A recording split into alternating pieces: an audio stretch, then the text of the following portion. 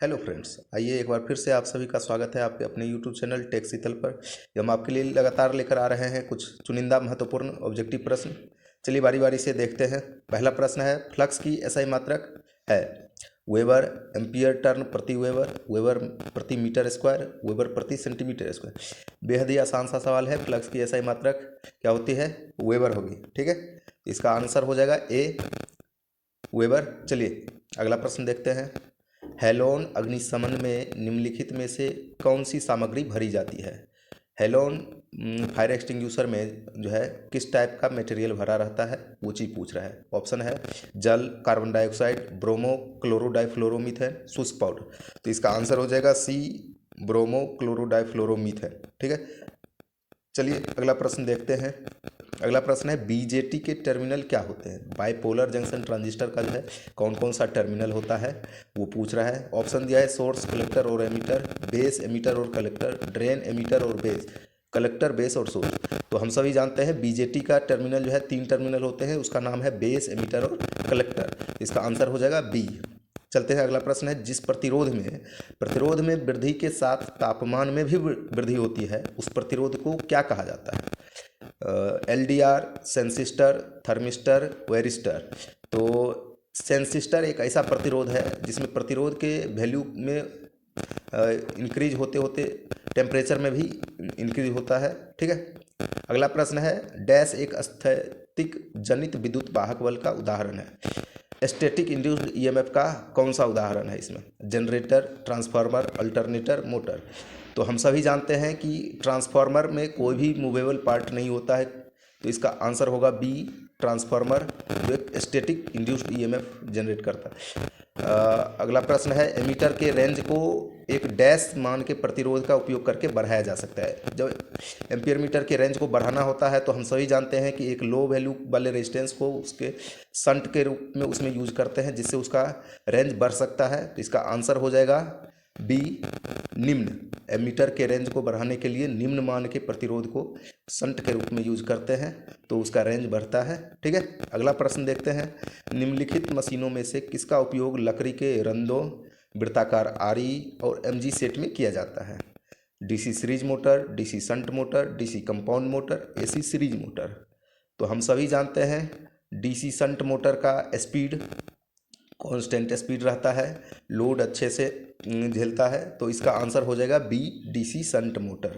ठीक है, अगला प्रश्न है, लैंप होल्डर से छोटे उपकरणों के लिए आपूर्ति लेने के लिए निम्नलिखित में से किसका उपयोग किया जाता है? Holder, adapter lamp holder, ceiling rose, socket. अब लैंप होल्डर से दूसरे छोटे उपकरण के लिए आपूर्ति लेना है तो उसके लिए हम लोग जनरली एडेप्टर लैंप होल्डर का यूज करते हैं। ठीक है, तो इसका आंसर होगा बी, एडेप्टर लैंप होल्डर। चलिए देखते हैं अगले प्रश्न को।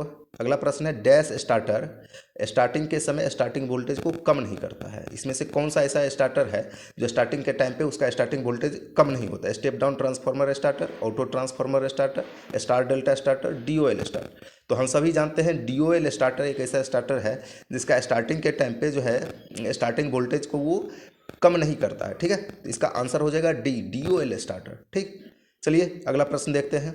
यदि आरएलसी परिपथ में फेज एंगल अग्रगामी हो तो निम्न में से कौन सा विकल्प सत्य है? ये पूछ रहा है आरएलसी सर्किट जो है उसमें फेज एंगल लीडिंग हो तो कौन सा विकल्प सही हो सकता है? एक्सएल बराबर 0, XL is greater than XC, XL is less than XC, XL equals to 1। तो यहाँ पे फेज एंगल जब अग्रगामी होगा तो एक्ससी बड़ा होगा, एक्सएल छोटा होगा, कैपेसिटिव रिएक्टेंस बड़ा होगा, इंडक्टिव रिएक्टेंस छोटा होगा। तो इस हिसाब से इसका आंसर हो जाएगा C, XL is less than XC. ठीक है, अगला प्रश्न देखते हैं। डैश कहता है कि प्रत्येक बंद परिपथ में वोल्टेज ड्रॉप का कुल योग लगाए गए टर्मिनल वोल्टेज के बराबर होता है। इसमें से कौन सा नियम इस कथन को प्रूफ करेगा? ये चीज पूछ रहा है। ओम का नियम, लेंज का नियम, फैराडे का नियम, किरचॉफ का दूसरा नियम। तो हम सभी जानते हैं किरचॉफ का दूसरा नियम जो है सो बंद परिपथ पे लागू होता है, क्लोज सर्किट पे लागू होता है। उसके हिसाब से कोई भी क्लोज सर्किट में वोल्टेज ड्रॉप जो है का कुल योग जो है टर्मिनल वोल्टेज के बराबर होता है। तो इसका आंसर डी होगा। अगला प्रश्न है, रोटर के डैश पर पहुंचने पर अपकेंद्री स्विच स्टार्टिंग वाइंडिंग को वियोजित कर देता है। सेंट्रीफ्यूगल स्विच जो है सो कब स्टार्टिंग वाइंडिंग को वियोजित कर देता है, ये चीज़ पूछ रहा है। निर्धारित गति के 60 से 70% गति पे, निर्धारित गति के 100%, निर्धारित गति के 75 से 80%, निर्धारित गति के 50 से 60%।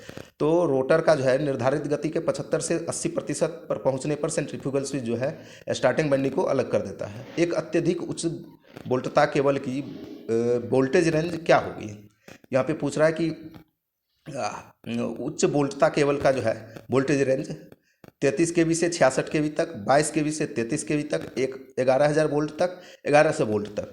तो हम सभी जानते हैं कि अत्यधिक उच्च वोल्टता केबल का वोल्टेज रेंज जो है 33 केवी से 66 केवी तक होता है। ठीक है, इसका आंसर होगा ए। चलते हैं अगले प्रश्न पे। एक स्टेपर मोटर मूलतः एक डैश होती है। स्टेपर मोटर के बारे में पूछ रहा है कि वो क्या होता है। तुल्यकाली motor, DC shunt motor, DC series motor, प्रेरण मोटर। तो एक स्टेपर मोटर जो है वो सिंक्रोनस मोटर होता है, तुल्यकाली मोटर होता है। ठीक है, तो इस हिसाब से इसका आंसर हो जाएगा ए, तुल्यकाली मोटर। ठीक है, चलते हैं अगले प्रश्न की ओर, देखते हैं अगला प्रश्न क्या है। अगला प्रश्न है आपका, एक चालक तार एवं पृथ्वी के बीच विद्युत रोधन प्रतिरोध कितना होता है। यहाँ पे एक कंडक्टर और अर्थ के बीच में जो है रेजिस्टेंस के बारे में पूछ रहा है कि कितना होता है।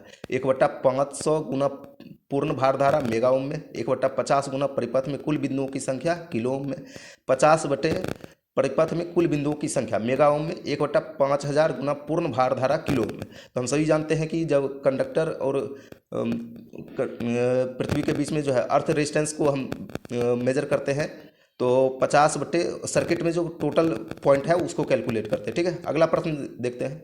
इलेक्ट्रिकल और इलेक्ट्रॉनिक परिपथों की सुरक्षा के लिए किस प्रकार का फ्यूज का उपयोग किया जाता है। Screw type cartridge fuse, ferrule contact cartridge fuse, HRC fuse, rewireable fuse. ठीक है, तो generally ferrule contact cartridge fuse use होता है।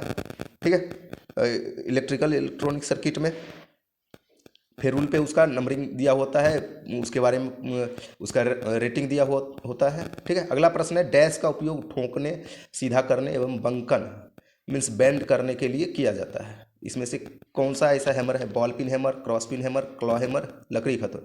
तो जनरली बॉल पिन हैमर जो है उसका उपयोग ठोकने, सीधा करने, बेंड करने किसी भी टाइप से यूज कर सकते हैं आप। तो इसका आंसर ए होगा। अगला, 1 एम्पियर घंटा इनमें से किसके बराबर होता है? 6000 ampere second, 3600 coulomb, 3600 minute, 600 coulomb. तो हम सभी जानते हैं 1 एम्पियर घंटा जो है 3600 कूलम के बराबर होता है। ठीक है, तो इस हिसाब से इसका आंसर होगा ऑप्शन बी, 3600 कूलम। ठीक है, चलिए देखते हैं अगले प्रश्न को। अगला प्रश्न है, प्रवर्धक एम्पलीफायर के रूप में सबसे ज़्यादा किस कॉन्फ़िगरेशन का उपयोग किया जाता है? Common emitter, common base, common collector, common gate. तो एम्पलीफायर में सबसे ज़्यादा जो प्रचलित कॉन्फ़िगरेशन है वो कॉमन एमीटर है। इसका मेन कारण क्या है कि कॉमन एमीटर जो है करंट और वोल्टेज दोनों को एम्पलीफाई करता है, तो इसलिए ज़्यादातर एम्पलीफायर में कॉमन एमीटर यूज किया जाता है। तो इसका आंसर होगा ए, कॉमन एमीटर कॉन्फ़िगरेशन। ठीक है, अगला प्रश्न देखते हैं। सोल्डर को रिकंडीशन करने के लिए उनमें कौन सा पदार्थ मिलाया जाता है? लेड, जस्ता, तांबा, टीन। तो हम सभी जानते हैं सोल्डर को रिकंडीशन करने के लिए उसमें क्या मिलाया जाता है? टीन मिलाया जाता है। ठीक है, जिससे उसका गलनांक अच्छा बनता है। ठीक है, तो इसका आंसर होगा डी। चलिए, बहुत बहुत धन्यवाद दोस्तों इस सेशन में जुड़ने के लिए। हमसे लगातार इसी तरह जुड़ते रहिए। फिर मिलते हैं किसी अगले सेशन में, तब तक के लिए बहुत बहुत धन्यवाद।